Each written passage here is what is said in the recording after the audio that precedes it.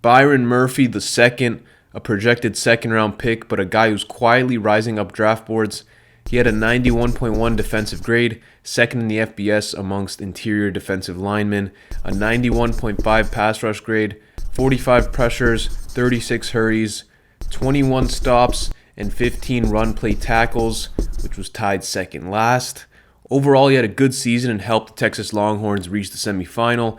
Now he's on to the draft and seems like he could be the best interior pass rusher in the class based on the stats he's put up. But even with this, he's still not expected to go in the first round. So why is that? Is he being slept on, or are there major weaknesses in his game? Let's check the film and break his game down trait by trait. Starting with quickness, Byron is easily one of the most mobile tackles in college football. He moves effortlessly across the field. He's lined up over the right guard here versus Alabama.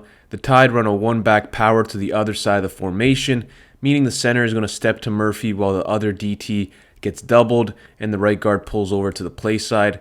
In this scenario, Murphy is on the backside of the play, so you don't expect him to make an impact. As the ball gets snapped, Byron explodes out of his stance and lands his hands first, swims past the center and reads the running back. He works all the way to the opposite B-gap to tackle the ball carrier. Immaculate play speed. He moved way faster than any other player in this clip. The get-off, lateral agility, and closing speed were all impressive. Empty formation on this snap. Murphy's lined up as the one tech between the center and right guard. Texas is going to run a stunt on the right side of the formation. The edge is going to barrel into the guard while Murphy loops around. When you have a tackle that is this athletic, you can draw up stunts like this. Edge spins inside and Byron gets a free run on the QB. Really good closing speed. Doesn't finish the tackle versus Milroe, but he showed off his versatility as a rusher on this play. The Cyclones are showing 8 blockers in the formation here. Another one-back power look with an extra guy in the backfield, except this time Murphy is the one tech on the play side. Watch the get-off here. It looks like he's playing versus high schoolers.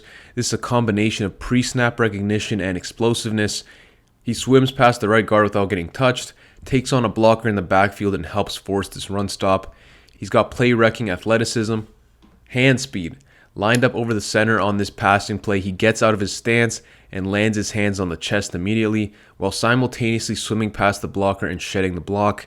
He does all of that in probably 1 second and gets into the backfield. Every pass rushing snap, you can feel the threat of Murphy. He brings the fight and attacks every rep with urgency. Pad level.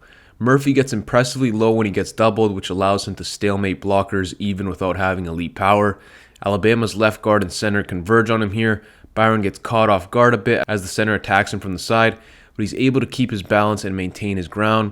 The strength and flexibility he has in his hips makes it difficult to move him, so even though he can't create penetration on this play, he's still able to clog the running lane. Lined up as the 0 here, similar situation, Alabama's bringing a double his way. Murphy drops down to a knee basically, making it nearly impossible for these linemen to block him and move to the second level. He gets under the blocks, somehow keeps his balance and is able to get off the ground and launch himself into the ball carrier. His suddenness and ability to overcome his lack of size and power is remarkable. Effort, and as we've seen, he plays the whistle on every snap he touches the field, no matter the assignment. Play action zone run to the left. Murphy moves with the line. The play action is supposed to buy the QB enough time to take a deep shot. Byron spins off his blocker, closes distance with his speed, and hits the QB. A lot of tackles would have taken this play off after the wide fake, but not Murphy. Now on to his biggest weakness, play strength. He struggles to break down pockets and push the lineman backwards. Lined up over the center here, he's going to burst to the left where the right guard picks him up. Murphy is in on the chest plate as he tries to bull rush, but the guard overwhelms him with his strength and sends him to the floor. If Byron can't win early with finesse, it's difficult for him to make an impact. Similar assignment here on a pass play against Alabama. The Longhorns are on a stunt with the left side 3-tech crashing into the center and Murphy looping around. The right guard does well to diagnose this and keeps his frame square as Byron comes around. He easily absorbs the rush and halts Murphy's momentum. Against Kansas, lined up over the left guard, split zone concept here from the Jayhawks. Murphy's going to get doubled. He engages with the guard and the center joins in, and they completely wash him out of the play. Byron lacks heavy hands. When he lands, you don't see much impact on his opponent. When blockers attack him, like in the run game, it's harder for him to win with his finesse moves. This is probably why his stats against the run aren't as impressive as his stats as a pass rusher. Overall, Byron Murphy is an exciting defensive tackle prospect. He wins with very good mobility and hip fluidity. He has an elite get-off, quick hands, elite balance, and he diagnoses plays well. He can get under blockers while also being able to quickly swim over them. He has the speed to be effective on stunts and twists. With his traits, you're going to get the most out of him on passing downs. He's a little bit undersized, lacks power in his hands, and has below average play strength. He needs to bulk up so that he can better hold up in the run game and so he can add a bull rush to his arsenal. Unfortunately, a pass rushing DT is more of a luxury, and tackles are first expected to be able to control gaps in the running game, which makes it difficult to figure out Murphy's value. He would work best alongside a big, powerful nose tackle.